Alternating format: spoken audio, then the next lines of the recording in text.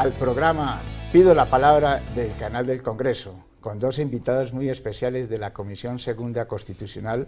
Tenemos al senador Feliciano Valencia, representante de Maíz, y el senador Antonio Sanguino, del partido Alianza Verde. Senador Feliciano Valencia, ¿qué traduce Maíz? Maíz traduce Movimiento Alternativo Indígena y Social, un partido político con cobertura nacional surgido de las luchas indígenas y los procesos sociales. Empezamos el programa siempre con el currículum y la hoja de vida de los senadores. ¿Qué quiere destacar de su hoja de vida, senador Feliciano?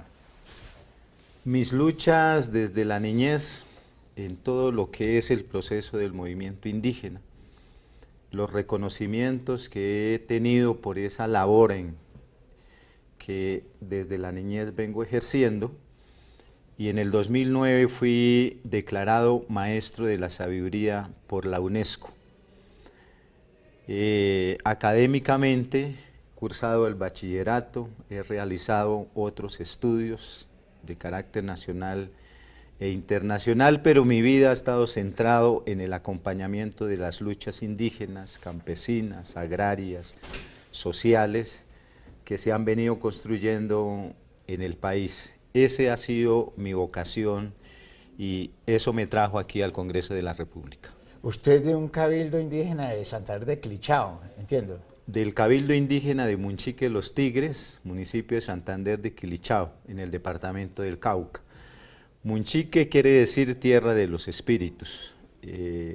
Mi vivienda está ubicada al pie del cerro Munchique y por eso queremos tanto este territorio.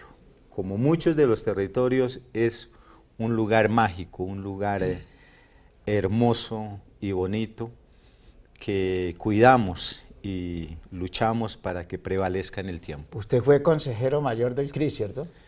He sido consejero mayor del CRIC, he participado como vocero nacional e internacional de la ONIC, he trabajado en el tema de derechos humanos en la Asociación de Cabildos Indígenas del Norte del Cauca.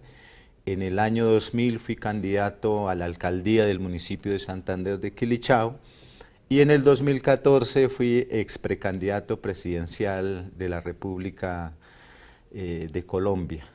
He sido guardia indígena y he pasado por todos los cargos que tienen que ver con el gobierno indígena y nuestra institucionalidad. Bueno, senador Sanguino, porque aquí está que nos pide la palabra.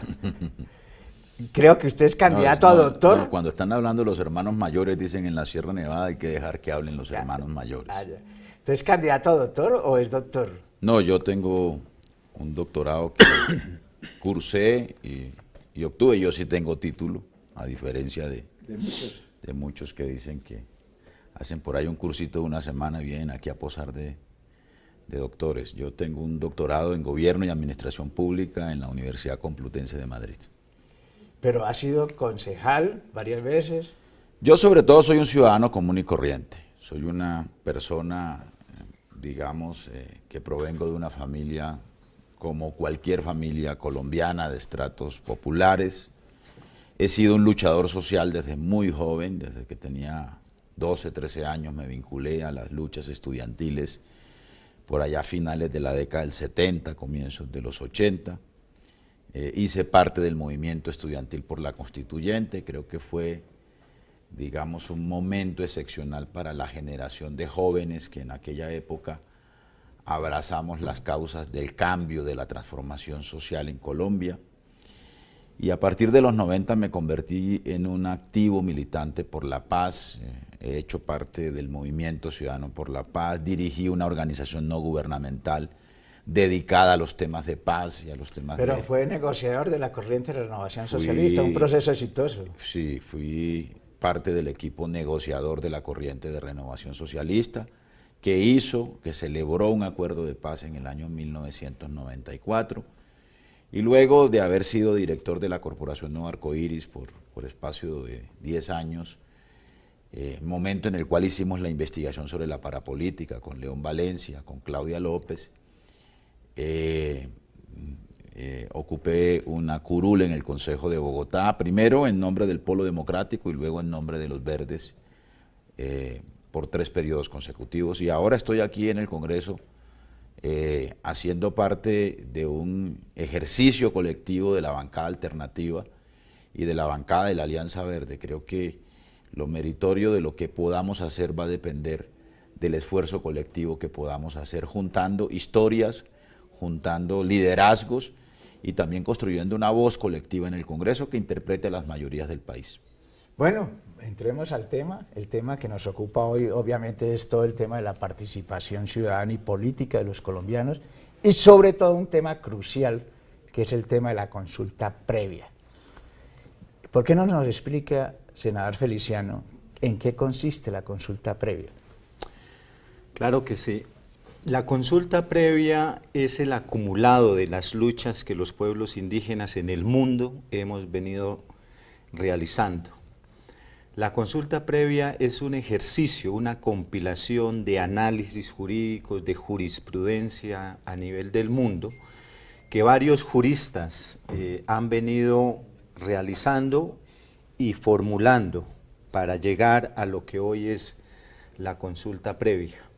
Su fundamento parte del ejercicio de autogobiernos que los pueblos indígenas realizamos, de las tradiciones, de las costumbres, de los principios y valores que los pueblos indígenas representamos, de las culturas que hay dispersas a lo largo del mundo y ese esfuerzo por la preservación de la madre tierra y el territorio.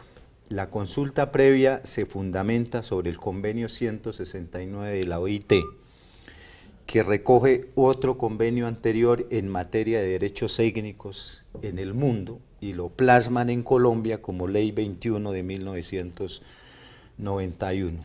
Hay que tener claridad de que la consulta previa son 2 procesos, uno que es la consulta como tal y otro que es el consentimiento libre, previo e informado.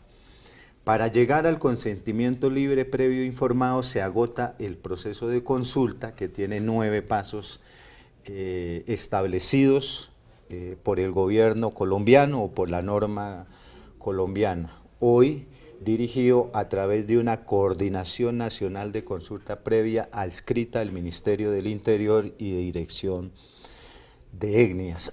La consulta previa siempre la utilizamos cuando una iniciativa legislativa, un proyecto de ley o un proyecto de infraestructura pone en riesgo, condiciona o atropella derechos que los pueblos indígenas tenemos consagrados en el convenio 169, en la Carta Universal de los Derechos de los Pueblos Indígenas, en la constitucionalidad colombiana y en toda la jurisprudencia que se ha desarrollado en la materia.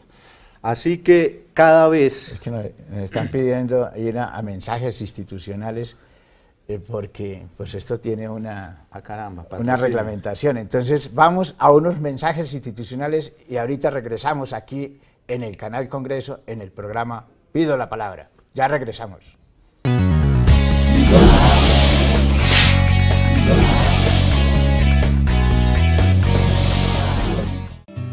Te la compro. ¿Cuánto cuesta? Ya tengo mi casa y voy a comprar un lote. ¿Y ya lo registraste? No. Entonces no tienes nada. Solamente eres propietario cuando registras tus bienes. Ay. La Superintendencia de Notariado y Registro recorre el país con sus unidades móviles para que usted reciba información para legalizar sus tierras y sus inmuebles y ya ha entregado más de 50.000 títulos de propiedad. Infórmese en www.supernotariado.gov.co. Recuerde, solo el registro lo hace propietario. Superintendencia de Notariado y Registro.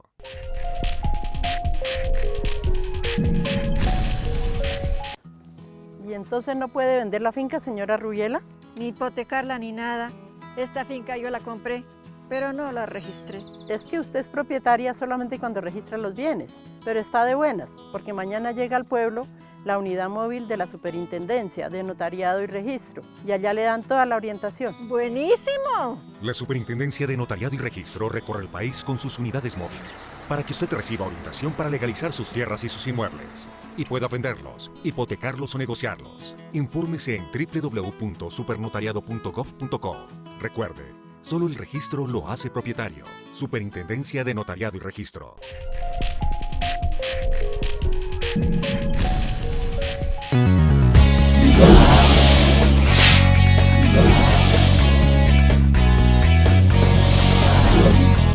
Bueno, senador Feliciano, estábamos hablando sobre el tema de la OIT y lo que significa toda la consulta previa. Inclusive hay un fallo de la Corte Constitucional sobre el tema. ¿Cuál es ese fallo? Realmente hay varios fallos que la Corte Constitucional ha venido desarrollando alrededor de lo que significa la consulta previa y el consentimiento libre. Pero lo que debe quedar claro en la opinión pública es que la consulta previa es ese consolidado de derechos, de norma, de jurisprudencia que tenemos los pueblos étnicos en el mundo para preservar las culturas, la pervivencia, el territorio, la tierra, los usos y costumbres que nos permiten a nosotros mantenernos como pueblos y culturas en el tiempo. A ver, senador Antonio Sanguino, hay un alboroto, digámoslo así, en el Congreso de la República sobre limitar esto de las consultas previas. Inclusive hubo un proyecto de iniciativa, no me recuerdo, del grupo político para... De Cambio Radical. De Cambio Radical para colocarle límites al tema de la consulta. ¿En qué se expresa ese proyecto de ley? Bueno, quien ha anunciado un proyecto de esa naturaleza es el ex vicepresidente y ex candidato, el doctor Germán Vargas Lleras, que le parece un exabrupto que las comunidades indígenas se pronuncien sobre las afectaciones que pueden tener sobre su cultura y sobre su territorio proyectos mineros o proyectos de infraestructura o intervenciones del Estado en comunidades indígenas que son protegidas constitucionalmente y que están protegidas también por la legislación internacional. También han pretendido ponerle límites a las consultas populares. En Colombia se han convocado un poco más de 50 consultas populares, se han realizado más de 10. En todas ellas las ciudadanías se han pronunciado mayoritariamente en contra de la minería extractiva y en favor de la protección de las fuentes hídricas, en favor, por ejemplo, de la protección de zonas de páramo, etcétera, etcétera. El ejemplo fue Cajamarca, ¿no? El ejemplo fue Cajamarca, el más reciente fue Fusagasugá, el resultado fue por encima del umbral, es decir, obteniendo el umbral legal y reglamentario, la votación estuvo por el orden del 99% en favor del agua y en contra de la minería extractiva y del fracking además. Pero aquí lo que está en juego, digamos, es una tensión alrededor de dos lógicas, de cómo se entiende el desarrollo y cómo se entiende, digamos, la posibilidad de que el país use adecuadamente sus recursos.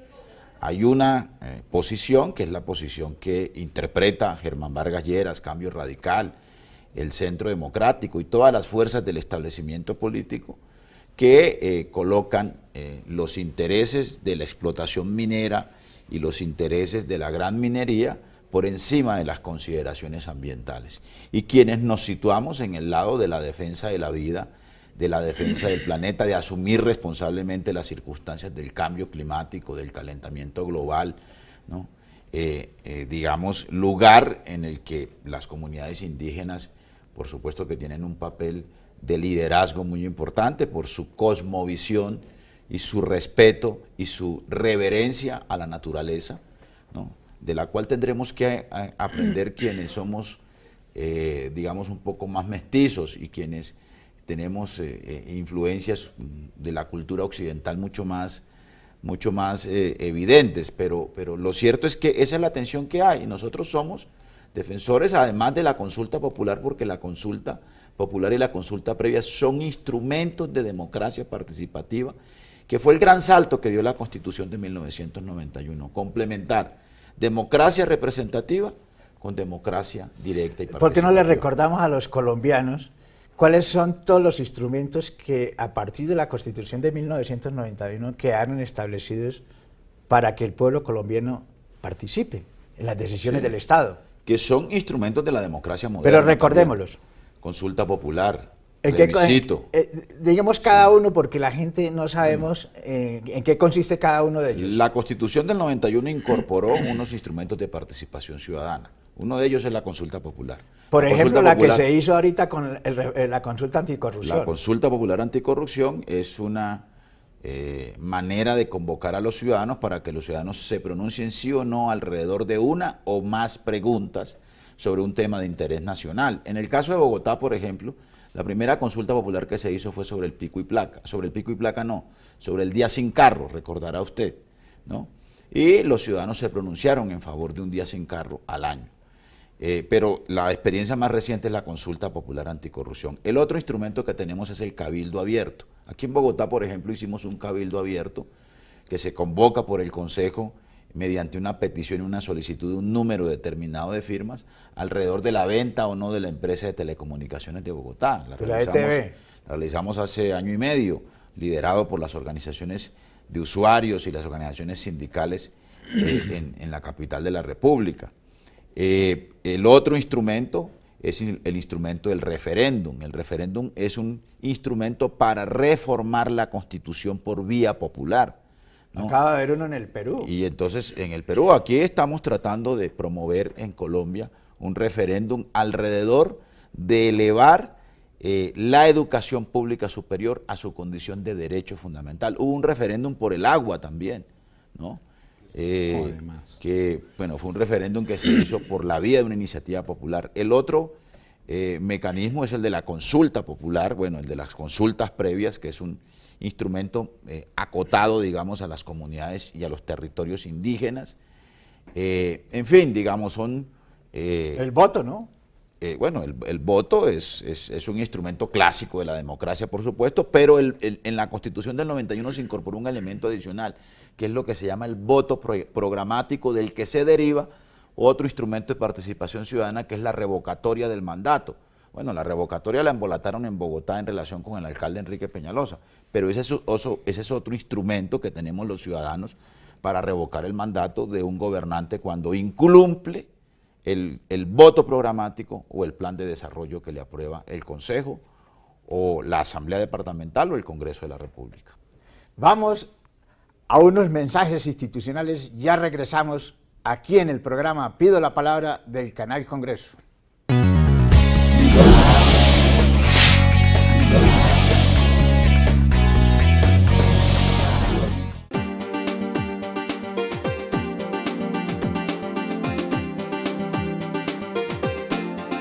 Es el momento de ser protagonistas, de ser veedores de nuestros recursos, de respetar nuestro patrimonio cultural y ambiental, de unirnos como colombianos para derrotar la corrupción, de trabajar por la paz y la justicia social, de generar un futuro para todos. Ciudadanos protagonistas, entidades activas. Conoce nuestras investigaciones y estudios a través del Observatorio de Política Pública de Control Fiscal. Capacítate y participa. Sé un ciudadano activo del control social en el Control Fiscal. Auditoría General de la República. 25 años gestionando el conocimiento del control fiscal.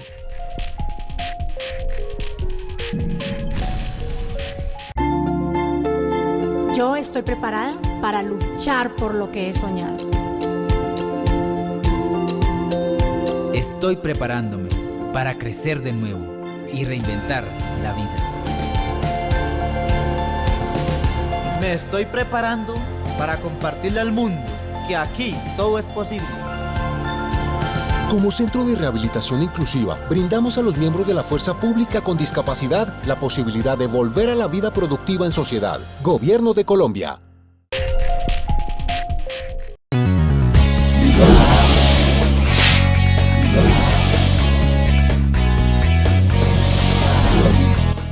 regresamos aquí en el canal Congreso, en el programa Pido la Palabra. Senador Feliciano, ¿qué queremos destacar de las luchas indígenas para los colombianos aquí en el canal Congreso, en el programa Pido la Palabra?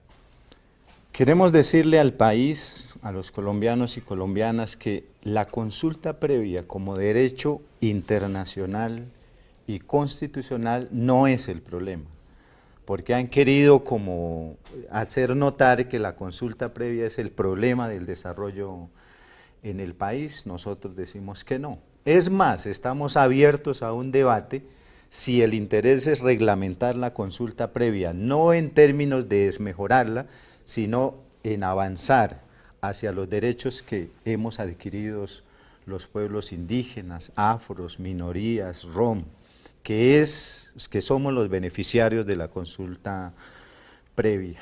Decirles que no nos oponemos al desarrollo, porque han querido hacernos ver a eso. Decirles que nosotros no andamos correteando al gobierno, persiguiendo su inversión a través de proyectos, no.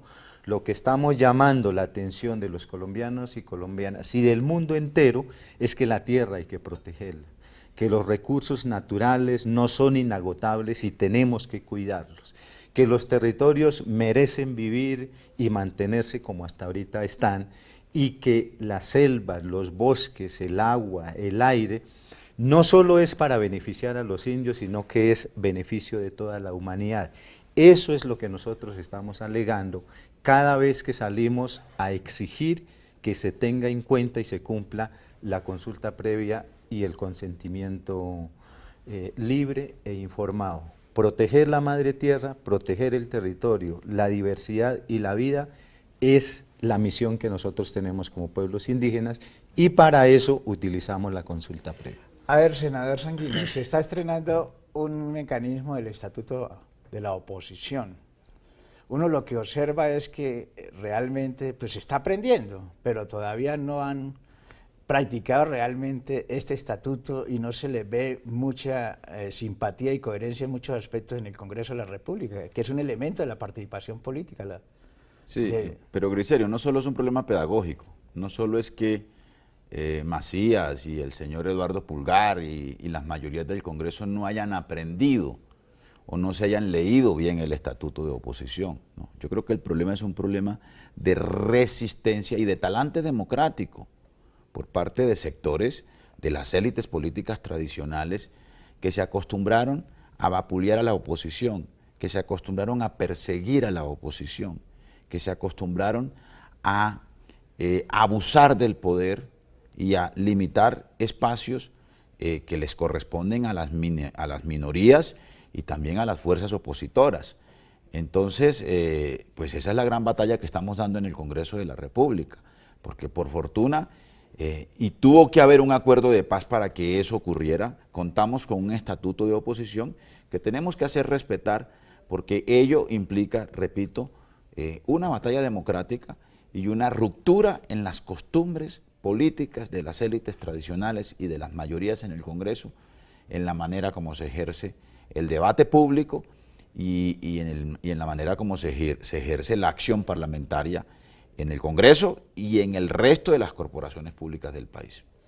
Senador Feliciano, lo que ha ocurrido del gobierno van 20 asesinatos de líderes indígenas. ¿Qué le dice usted para cerrar el programa al país y a las comunidades indígenas sobre esta masacre que está ocurriendo? Los pueblos indígenas, las autoridades, decidimos controlar el territorio y proteger la madre tierra. Hemos pagado un costo muy alto. 42 asesinatos llevamos ya registrados en lo que va corrido de este gobierno y 101 indígenas asesinados en lo que va corrido del año 2018. 3 autoridades indígenas. Esto es demasiado grave para nosotros, porque matar a un gobernador indígena es como matar a un jefe de Estado, si lo pusiéramos en esa misma categoría. Y es más, porque es matar la cultura, es matar la tradición, es matar los saberes ancestrales, así que pedimos al gobierno nacional, al señor presidente de la República, que actúe para poner en marcha todos los mecanismos de protección y salvaguardar la integridad de nuestras autoridades, de nuestros comuneros, de un pueblo que se resiste a desaparecer. Un mensaje muy corto a los colombianos. ¿Cómo quiere que lo recuerden a usted? Quiero que me recuerden como un luchador social que hizo algo para preservar un pueblo que merece seguir existiendo. ¿Qué le dice, senador Sanguino, el partido Alianza Verde al país sobre el tema de los asesinatos de líderes sociales? Pues que una democracia no puede sostenerse sobre la base de la eliminación del liderazgo social y del liderazgo ciudadano y comunitario. Seguimos, como diría el profesor Francisco Gutiérrez Sanín, en un círculo vicioso que él denominó el orangután con saco leva, que consiste en tener una democracia en sus formas, en la elección de sus cuerpos colegiados y sus gobernantes, acompañado de una violencia criminal contra el opositor político y contra el liderazgo social. Y esa circunstancia, ese orangután con saco leva, hay que superarlo en la historia de Colombia. Y para eso tenemos que hacer una gran apuesta y un gran esfuerzo por la reconciliación con rectificación, como diría Carlos Pizarro León Gómez. ¿Cómo quiere que lo recuerden los colombianos? En un segundo. Como una persona que